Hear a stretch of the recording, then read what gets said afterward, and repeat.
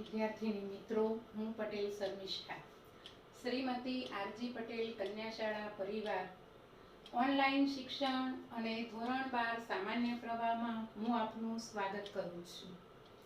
તાજેતરમાં કોરોના રૂપી વૈશ્વિક મહામારીના કારણે આપણું નવું સત્ર ક્યારે ચાલુ થશે, આપણો અભ્યાસક્રમ ક્યારે શરૂ થશે, એના ઉપર એક પ્રશ્નાર્થ છે.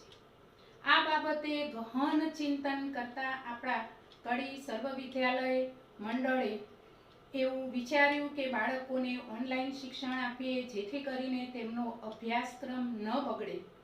તેથી આજે હું તમને ધોરણ 12 સામાન્ય પ્રવાહની અંદર વિષય સંસ્કૃત વિશે ચર્ચા કરીશું. આપણે કોઈ પણ વિષયનો અભ્યાસ કરીએ એ પહેલા આપણે એની અંદર રહેલો અભ્યાસક્રમ, એનો ગુણભાર કેટલો છે, પરીક્ષામાં કેવી પ્રકારનું પરિરૂપ હશે, એ બાબતે આપણે ખ્યાલ મેળવી લેવો જરૂરી છે. તો આપણે સંસ્કૃતની અંદર ધોરણ 11ની જેમ જ 1 થી 10 એ પદ્યપાઠ આવે છે, 11 થી 20 એ ગદ્યપાઠ આવે છે. મેં દરેક પદ્યપાઠ અને ગદ્યપાઠના નામ લખેલા છે, બાજુમાં એના ગુણ પણ લખેલા છે. તો મિત્રો, હું તમને કયા પદ્ય અને ગદ્યમાંથી કેટલા ગુણનું પૂછાશે એ અંગે જણાવું છું. આપણું પહેલું પદ્ય છે વેદામૃતમ, એમાંથી પરીક્ષાની અંદર 3 માર્કનું પૂછાશે. બીજું કાવ્ય છે આપણું સ્મૃતિ રસ સુધા, એમાંથી 4 માર્કનું પૂછાશે. ત્રીજું સંતિ મેં ગુરુઓ રાજન છે, એમાંથી 4 માર્કનું પૂછાશે. ચોથું પદ્ય છે આપણું સજ્જુહુદી ઇહ પાવકમ, એમાંથી 4 માર્કનું પૂછાશે. પાંચમું પદ્ય છે આપણું યક્ષ યુધિષ્ઠિર સંવાદ, એમાંથી મિત્રો 4 માર્ક્સનું પૂછાશે. આપણું છઠ્ઠું પદ્ય છે પ્રણમામી મુદા, એમાંથી 4 માર્કનું મિત્રો પૂછાશે. સાતમું પદ્ય છે સુભાષિત મધુબિંદવઃ, એમાંથી મિત્રો 3 માર્કનું પૂછાશે. આઠમું પદ્ય છે જ્ઞેયમ રૂપમ તદેવ મે, એમાંથી 4 માર્ક્સનું પૂછાશે. નવમું પદ્ય આપણું જે કિમ વૈધેન પ્રયોજનમ, એમાંથી 4 માર્ક્સનું પૂછાશે. અને આપણું 10મું પદ્ય છે અન્યોક્તય, એમાંથી 4 ગુણનું પૂછાશે. હવે 11 થી આપણા ગદ્યપાઠ શરૂ થાય છે અને પહેલું ગદ્ય એટલે કે 11મું એ દ ઇતિ, એમાંથી 3 માર્ક્સનું પૂછાશે. 12મું ગદ્ય છે કંકણસ્ય તુ લોકેન, એમાંથી 4 ગુણનું પૂછાશે. 13મું ગદ્ય છે મિત્રો અનપરાધ્યા અત્ર ભવતી, એમાંથી 4 ગુણનું પૂછાશે. 14મું ગદ્ય છે વિવાહ સંસ્કાર, એમાંથી 2 ગુણનું પૂછાશે. 15મું ગદ્ય છે નમો મહર્ષય નિત્યમ, જેમાં મહર્ષિ દયાનંદનું જીવન ચરિત્ર આલેખાયેલું છે, એમાંથી 4 ગુણનું પૂછાશે. 16મું ગદ્ય છે મિત્રો પુતલિકા પરીક્ષા જે, એમાંથી 5 ગુણનું પૂછાશે. 17મું ગદ્ય છે આપણું આશ્રમ વર્ણનમ છે, એમાંથી 3 ગુણનું પૂછાશે. 18મું ગદ્ય છે મિત્રો પરિતુષ્ટા યાસ્યતિ, એમાંથી 4 ગુણનું પૂછાશે. 19મો ગદ્યપાઠ છે પુસ્તકસ્ય આત્મવૃત્તાંતઃ, એમાંથી 4 ગુણનું પૂછાશે. 20મું ગદ્ય છે આપણું મુદ્રા નામમ ધનમ પ્રોક્તમ, એમાંથી 5 ગુણનું પૂછાશે. એટલે ધોરણ 11ની જેમ જ મિત્રો આ વખતે 12મા ધોરણમાં આપણે 1 થી 10 પદ્યપાઠ અને 11 થી 20 એ ગદ્યપાઠ છે. બંનેમાંથી મળીને પ્રશ્નપત્રની અંદર કુલ 76 ગુણનું પૂછાશે. હવે આપણે 11 માની જેમ જ ન્યાય પરિચય, આપણે ધોરણ 11માં ન્યાય પરિચય આવતા હતા, છે આ પરીક્ષાની અંદર 4 ગુણનું પૂછાશે. ન્યાય પરિચય પાઠ્યપુસ્તકની અંદર 10 છે. અલંકાર પરિચય જે આપણે ગયા વર્ષે 11મા ધોરણની અંદર ભણી ગયા, તો આ વર્ષે આપણે શ્લેષ અલંકાર જે, વ્યાજ સ્તુતિ જે, વિરોધ અલંકાર છે અને અર્થાંતર ન્યાસ છે, એમાંથી 2 ગુણનું પૂછાશે.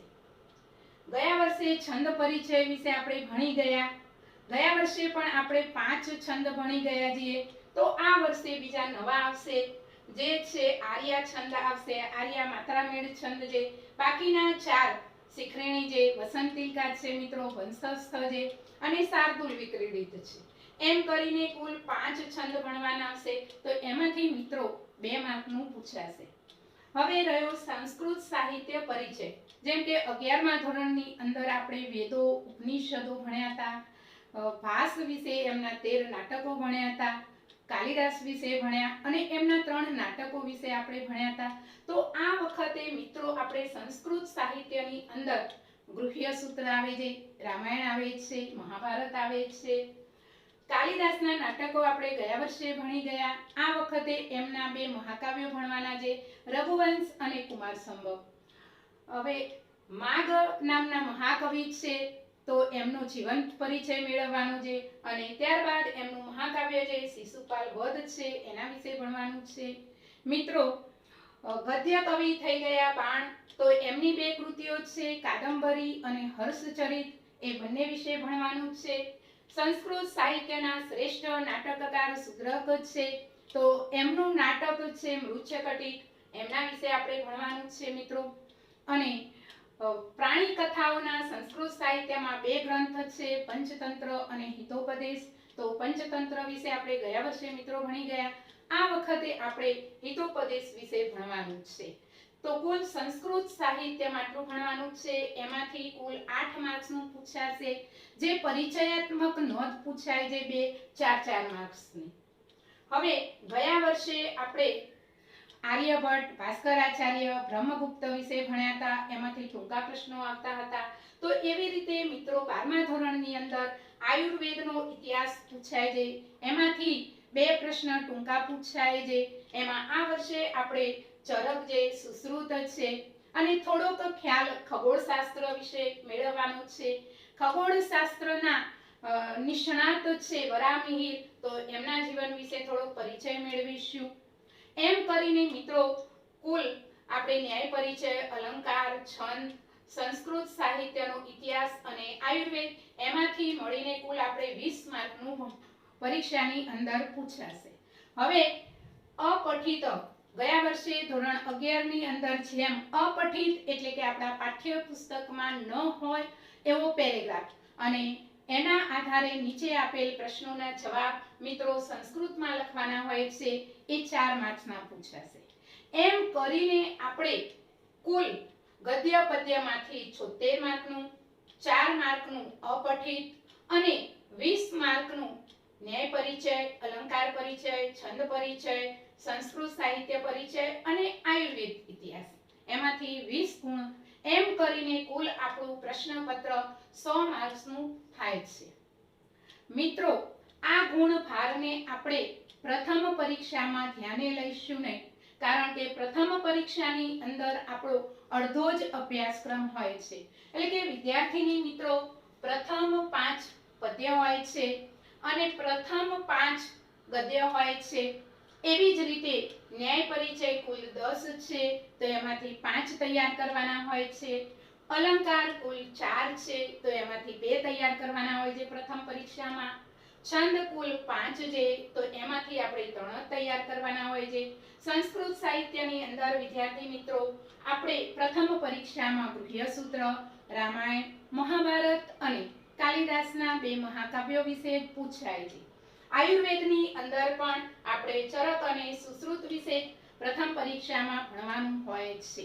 તો પ્રથમ પરીક્ષામાં આ જે ગુણભાર છે એને ધ્યાને લઈશું નહીં, પરંતુ જાન્યુઆરીમાં જ્યારે આપણી દ્વિતીય પરીક્ષા થાય છે એમાં અને બોર્ડની પરીક્ષામાં આ ગુણભારને ધ્યાને લઈશું.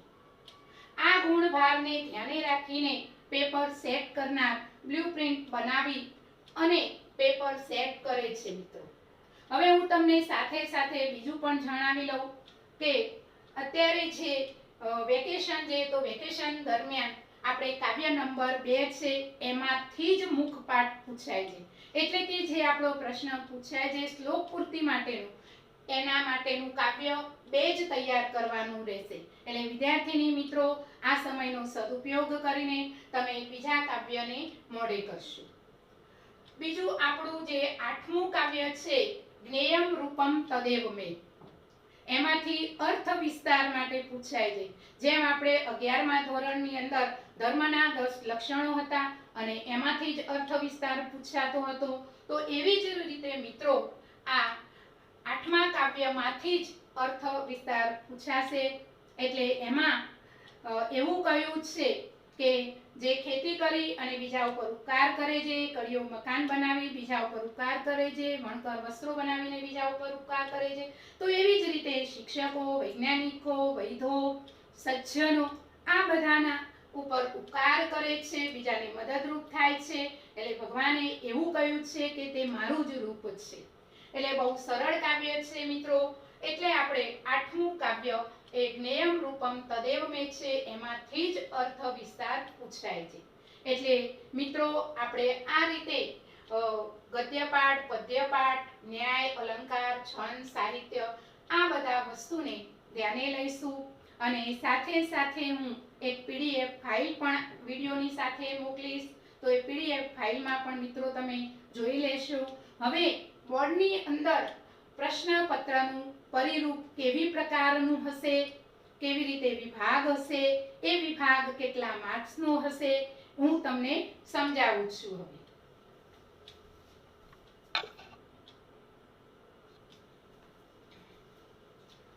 હવે વિદ્યાર્થીની બહેનો, આપણે સંસ્કૃતમાં કયો અભ્યાસક્રમ આવે છે, કયા પદ્યપાઠ આવે છે, ગદ્યપાઠ, સાહિત્યનો ઇતિહાસ, એ બધું જ જાણી લીધું.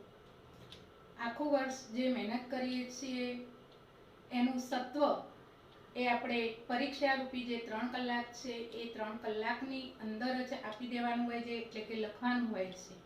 તો એ વખતે આપણું પ્રશ્નપત્રનું પરિરૂપ કેવું હશે એ અંગેનો આપણે ખ્યાલ મેળવી લઈએ.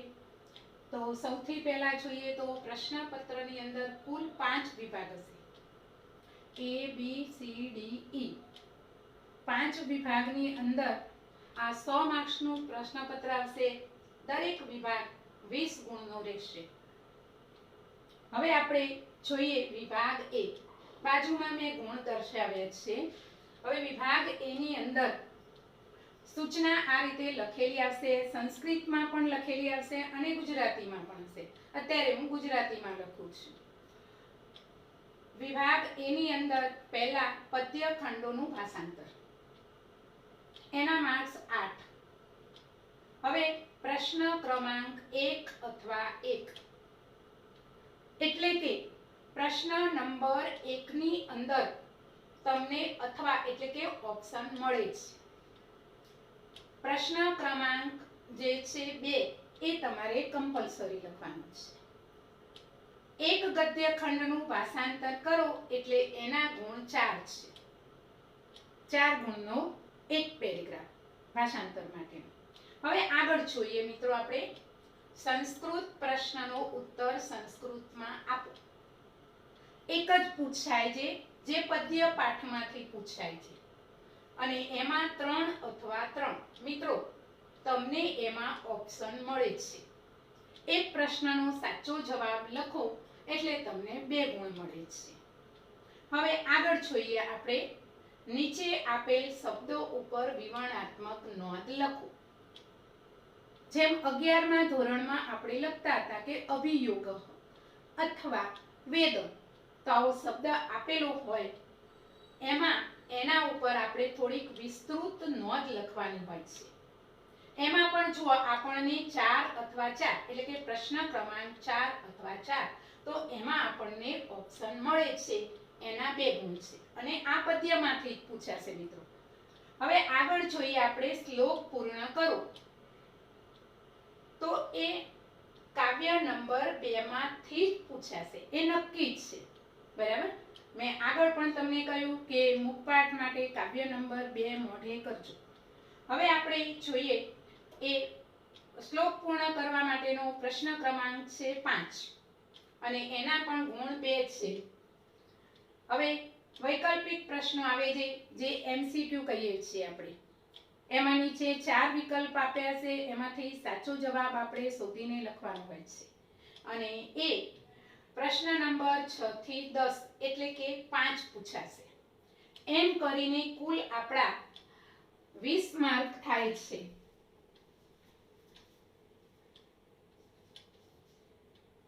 હવે આપણે જોઈએ વિભાગ બી. તો વિભાગ બી ની અંદર ગદ્ય ખંડોનું ભાષાંતર. આ આખો વિભાગ ગદ્ય પાઠમાંથી પૂછાશે. તો એમાં પણ જુઓ, પદ્ય ખંડના ભાષાંતરની જેમ જ પ્રશ્ન ક્રમાંક 11 અથવા 11, એટલે કે એમાં તમને ઓપ્શન મળે છે. પ્રશ્ન ક્રમાંક 12 તમારે કમ્પલસરી લખવાનો છે. હવે એક ગદ્ય ખંડનું સાચું ભાષાંતર લખો એટલે તમને 4 માર્ક્સ મળે છે. એટલે કે એક પેરેગ્રાફના ભાષાંતરના 4 માર્ક્સ છે. હવે આપણે આગળ જોઈએ, સંસ્કૃત પ્રશ્નનો ઉત્તર સંસ્કૃતમાં આપો. આ ગદ્ય પાઠનું જ છે અને પ્રશ્ન ક્રમાંક 13 અથવા 13 છે અને એ 2 માર્ક્સનો પૂછાશે.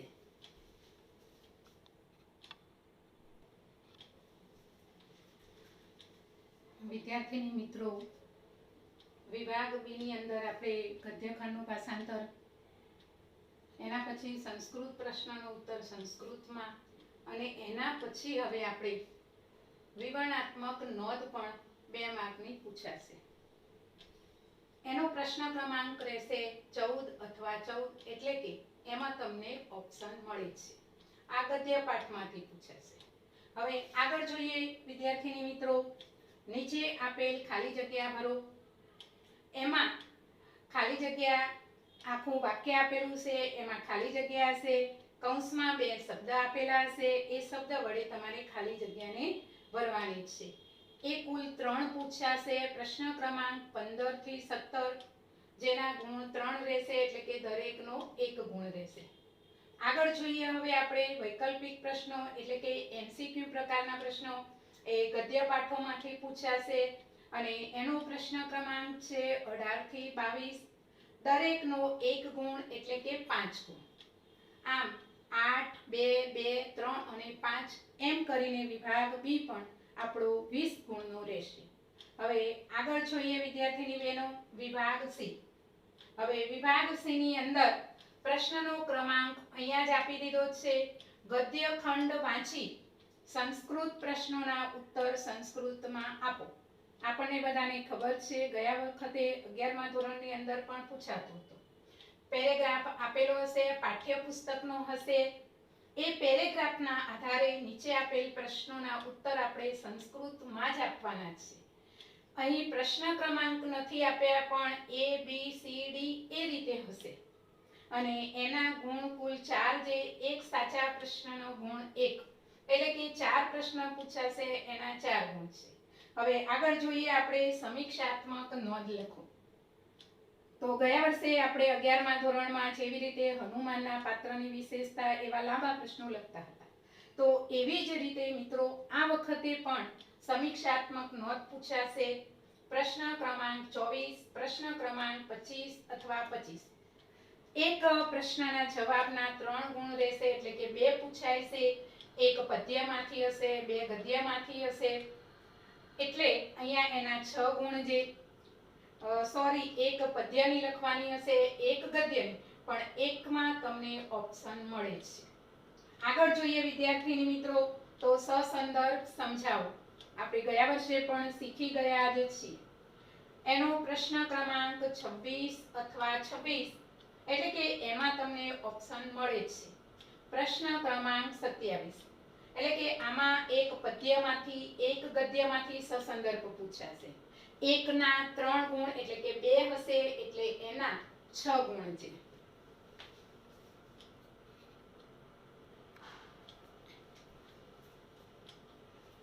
વિદ્યાર્થીની બહેનો, હવે આપણે વિભાગ સી ની અંદર છેલ્લો પ્રશ્ન, વિભાગ સી માં છેલ્લો પ્રશ્ન. નીચે આપેલ વાક્યોને કથાનકના ક્રમાનુસાર ગોઠવો. આ ગદ્ય પાઠમાંથી હશે. ગદ્ય પાઠમાંથી વાક્યો લીધેલા છે. એ વાક્યોને આપણે ક્રમમાં ગોઠવવાના છે અને એનો પ્રશ્ન ક્રમાંક છે 28. એની અંદર A, B, C, D. આપણે A, B, C, D એ પ્રમાણે જ રાખવાનું છે, પણ વાક્યો ઇન્ટરચેન્જ કરવાના છે. એ ગયા વર્ષે તમને શીખવાડેલું છે. એના કુલ ગુણ છે 4, એટલે વિભાગ સી ની અંદર 4, 6, 6 અને 4 એમ કરીને કુલ 20 ગુણ થાય છે. હવે આગળ જોઈએ આપણે વિભાગ ડી.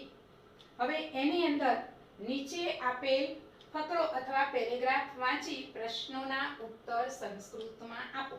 હવે આ મેં આગળ તમને વાત કરી હતી અપઠિત. અપઠિત એટલે કે આપણા પાઠ્ય પુસ્તકમાં નહીં હોય પણ બહારનું હશે. અને એનો ક્રમ છે પ્રશ્ન ક્રમાંક 29. એમાં A B C D એટલે કે 4 પ્રશ્ન અથવા 1 2 3 4 એ રીતે પણ પૂછાય છે. એટલે એક સાચા જવાબનો 1 ગુણ, કુલ ગુણ 4 થાય છે. હવે આગળ જોઈએ વિદ્યાર્થીની બહેનો, આપણે નીચે આપેલ પ્રશ્નોના ઉત્તર ગુજરાતી ભાષામાં લખો. 3 પ્રશ્ન પૂછાશે. પ્રશ્ન ક્રમાંક 30 થી 32. 30, 31 અને 32 આ પદ્ય અને ગદ્યમાંથી પૂછાશે. એક સાચા પ્રશ્નનો ગુણ 2 એટલે કે કુલ ગુણ 6 થાય છે. આગળ જોઈએ વિદ્યાર્થીની બહેનો, અર્થ વિસ્તાર કરો. મેં આગળ પણ તમને જણાવ્યું કે અર્થ વિસ્તાર કાવ્ય નંબર 8 માંથી જ પૂછાય છે. એટલે એક અર્થ વિસ્તાર જ પૂછાશે. એના 3 ગુણ છે. એનો પ્રશ્ન ક્રમાંક છે 33.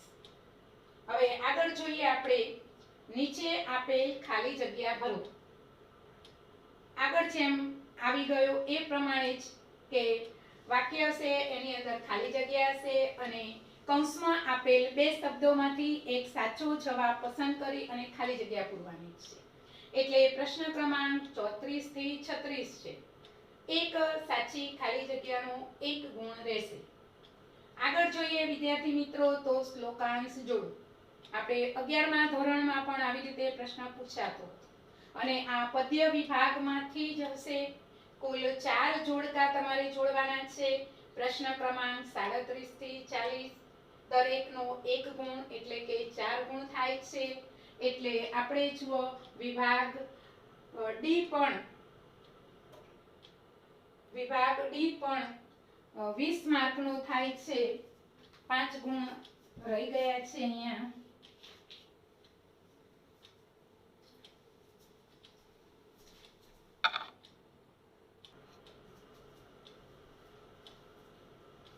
વિદ્યાર્થીની બહેનો, હવે આપણે જોઈએ વિભાગ ઈ એટલે કે છેલ્લો વિભાગ. હવે છેલ્લા વિભાગની અંદર મેં આગળ જણાવ્યું એ પ્રમાણે વિભાગ ઈની અંદર સંસ્કૃત સાહિત્યનો ઇતિહાસ છે, ન્યાય છે, છંદ છે, અલંકાર છે અને આયુર્વેદમાંથી પૂછાય છે આખો એ વિભાગ. હવે આગળ જોઈએ આપણે તો પરિચયાત્મક નોંધ. એટલે મેં તમને આગળ કહ્યું ગૃહ્ય સૂત્રો, રામાયણ, મહાભારત, કાલિદાસના મહાકાવ્યો એ બધું જે છે એમાંથી એના ઉપર વિસ્તૃત નોંધ લખવાની છે. જો 41 અથવા 41 એટલે એમાં તમને ઓપ્શન મળે છે. 42 અથવા 42 એટલે એમાં પણ તમને ઓપ્શન મળે છે. 1 ના 4 એટલે કે 2 લખવાની છે એટલે એના 8 ગુણ છે. આગળ જોઈએ મિત્રો ન્યાય પરિચય. હવે એમાં આપણે ગયા વર્ષે લખતા હતા વિસ્તૃત. લખ્યું હોય કે અરણ્ય રોદન ન્યાય તો આપણે એના ઉપર વિસ્તૃત લખતા હતા. એટલે એક એ રીતે પ્રશ્ન પૂછાશે અને એક બીજો એ રીતે પણ પૂછાય કે જેમ આપણે 11મા ધોરણની અંદર છેલ્લો આવતો હતો ન્યાય પરિચય કે સંકુચિત મનોવલણ વાળા વ્યક્તિને દર્શાવવા માટે કયો ન્યાય વાપરી શકાય, એ રીતે પણ પ્રશ્ન પૂછાય છે. એટલે ન્યાયમાંથી 2 પ્રશ્ન પૂછાશે. પ્રશ્ન ક્રમાંક 43 અને 44, એકના 2 ગુણ એટલે કે 4 ગુણ રહેશે. હવે છંદમાંથી એક જ પ્રશ્ન પૂછાશે. ઉદાહરણ સહિત સમજાવો એ રીતે પણ પૂછાય, પ્રશ્નની રીતે પણ પૂછાય, એના 2 ગુણ છે. અલંકાર ઉદાહરણ સહિત સમજાવો અથવા પ્રશ્નની રીતે પણ પૂછાય, પ્રશ્ન ક્રમાંક 46 છે, એના 2 ગુણ છે. અને પાઠ્યપુસ્તકમાં આપણો છેલ્લો વિભાગ એટલે કે આયુર્વેદ, અને આયુર્વેદમાંથી 2 પ્રશ્ન પૂછાય છે. 1 કે 2 વાક્યોમાં એના જવાબ આપો. પ્રશ્ન ક્રમાંક છે 47 અને 48. એક જવાબના 2 ગુણ એટલે કે 4 ગુણ થાય. એમ વિભાગ ઈ પણ 20 ગુણનો છે. એમ દરેક વિભાગ 20 એમ A B C D E 5 વિભાગ 20 ગુણનો એક વિભાગ એટલે આપણું 100 માર્કનું પ્રશ્નપત્ર થયું. કુલ 1 થી 48 પ્રશ્ન રહેશે. હવે અત્યારે તમે ઘેર છો, તમારી જોડે કોઈ પાઠ્યપુસ્તક નથી કે કોઈ સંદર્ભ સાહિત્ય નથી. હવે આપણા પ્રશ્નપત્રની અંદર ઓબ્જેક્ટિવ જેવું શું પૂછાય છે, તો આપણે જોઈએ તો 10 માર્કના MCQ પૂછાય છે, 6 માર્કની ખાલી જગ્યા પૂછાય છે, જે MCQ માંથી જ હોય છે, પણ MCQ માં 4 વિકલ્પ આપેલા હોય છે, આપણે અહીંયા 2 આપેલા હોય છે, જેવી રીતે KBC માં 50-50 કરેલું હોય છે એ રીતે. હવે ગુજરાતી પ્રશ્ન પૂછાય છે 6 માર્ક્સના અને સંસ્કૃત પ્રશ્ન પૂછાય છે 4 માર્ક્સના. એમ કરીને કુલ 26 માર્કનું ઓબ્જેક્ટિવ જેવું પૂછાય છે. અને શક્ય હશે તો હું આ બધાની PDF ફાઇલ બનાવી અને આપને મોકલીશ. ઘેર બેઠા આપણે ચોપડો બનાવી તૈયાર કરી અને એમાં લખતા રહેજો. સ્કૂલ જ્યારે પણ ખુલશે ત્યારે ચેક કરવામાં આવશે. હવે વિદ્યાર્થીની મિત્રો, તમારી જોડે પાઠ્યપુસ્તક નથી, એટલે પદ્યપાઠ અને ગદ્યપાઠ આપણે સરળતાથી શીખી ન શકીએ. એટલા માટે હું સંસ્કૃત સાહિત્યનો ઇતિહાસ છે, ન્યાય પરિચય છે, છંદ અલંકાર છે, આયુર્વેદમાંથી જે પ્રશ્ન પૂછાય છે એ બધાનો વિડીયો બનાવી અને સાથે સાથે જે મારી નોટ બનાવેલી છે એમાંથી પણ PDF ફાઇલ બનાવીને આપણને મોકલતી રહીશ. આપણે ઘેર બેઠા પણ સમય ન બગાડતા અમે જે તમને મોકલીએ એનો અભ્યાસ કરજો. ધન્યવાદ.